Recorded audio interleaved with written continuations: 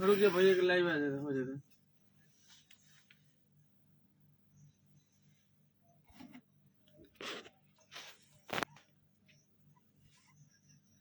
बड़ा network problem बा भाई।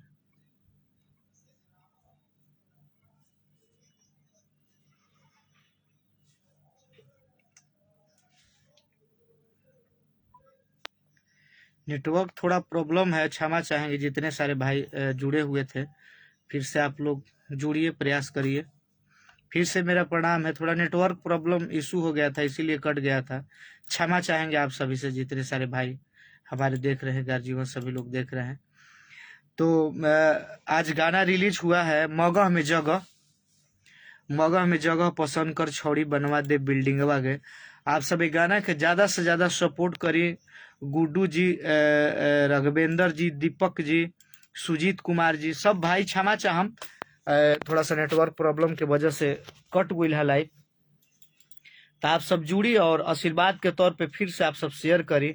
आप सबसे आग्रह बा, विनती बा कि आप सब रील बनाई, ज्यादा से ज्यादा ये गाना पे रील बनाई। आप सब प्यार दी भाई के, ऐसे कि आप लोग हैं तो आप सबका भाई है, आप लोग नहीं है तो भाई नहीं है। आप सब हैं तो आपका भाई रमेश रेशमिया है। तो बस इसी तरह आप लोग प्यार दीजिए और इस गाना को ज्यादा से ज्यादा आप लोग सपोर्ट करें, कि ताकि एकदम ट्रेंडिंग में आ जाए गाना रील पे। आप लोग बहुत सारा बनाइए रील, बहुत सारा बनाइए। जितने सारे हमारे भाई हैं, जितने सारे रील क्रिएटर हैं, हमको प्यार करते हैं, हमको चाहते हैं दिल से। तो आप लोग बनाइए। रोशन पासवान जी बक्सर से, बिल्कुल हमारा पता बा, जे भी लोग भाई हमारे देखा था, छोट भाई गार्जीवन सब लोग जुड़ल बा, हमार भाई लोग जुड़ल बा, और हमार भाई लोग जुड़ेला हमेशा हमारा लाइव में, हमारा पता बा। तो नाम अगर छूट जाए, नाम ना पढ़ पाए, तो आप सब माफी करब कि नाम ना पढ़ पाने, तो आप सब क्षमा चाहब। हमारा पता बा कि हमारा लाइव में दूसर कोई थोड़ी जुड़ी, बस हमार भाई लोग देखेला, सभे लोग जो गार्जीवन बा हमार, जे दिल से चाहेला रमेश के।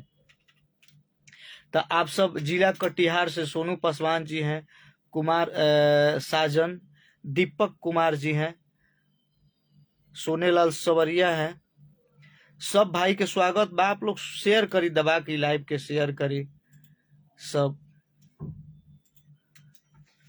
मनखुश भाई हैं, भाई लव यू दिल से आपको। अफ्ताब खान जी है भाई, मेरा दोस्त है, बहुत अच्छे इंसान है।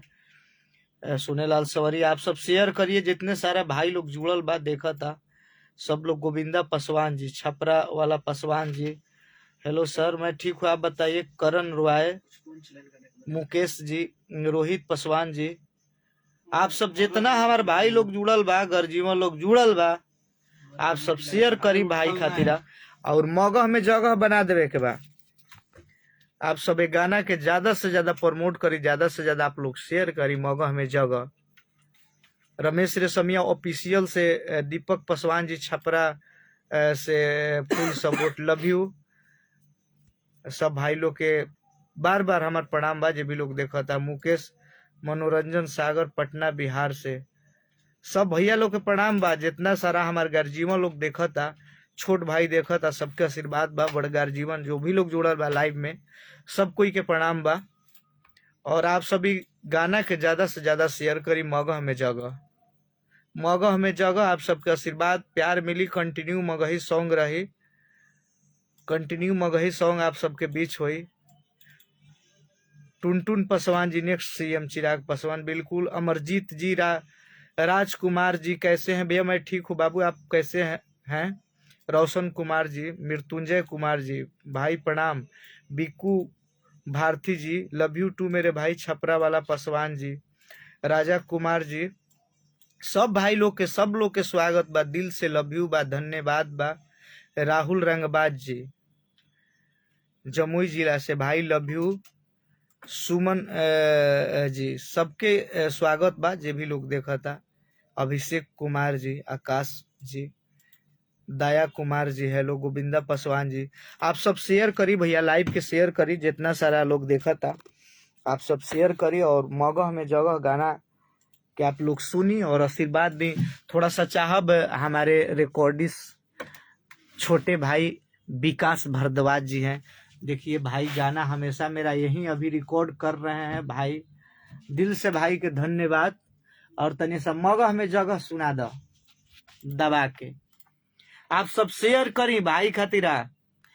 Love you. जितना सारा गर्जीवन देखा था, हमारे छोट भाई देखा था, सब कोई के प्रणाम बा, बार बार प्रणाम रहे। एकदम प्रयास कैले बानी आप सबके आशीर्वाद, आप सबके मोहब्बत से कि कुछ अलग गावे के, कुछ अलग करे के। तो मगही सॉन्ग के आप सब प्यार दी, ज्यादा से ज्यादा प्यार दी। सतीश राज जी, संटू कुमार जी, हल्का सा साउंड में ही बजाइएगा। ये गीत के बस ये गाना के लिखले बानी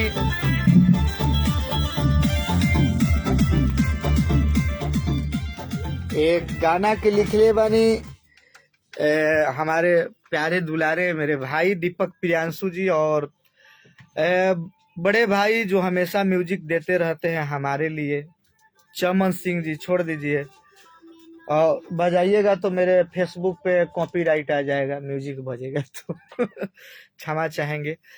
तो और रिकॉर्डिंग दिव्यांश स्टूडियो और विकास भारद्वाज जी भाई का रिकॉर्डिंग है। और साथ में गाई है प्यारी गायिका अंतरा सिंह प्रियंका जी। तो जिला आरा से धन रंजन कुमार जी। जे भी जिला से हम जानता नहीं कि हमारे भाई लोग देखता, हमारे भाई लोग सुनता।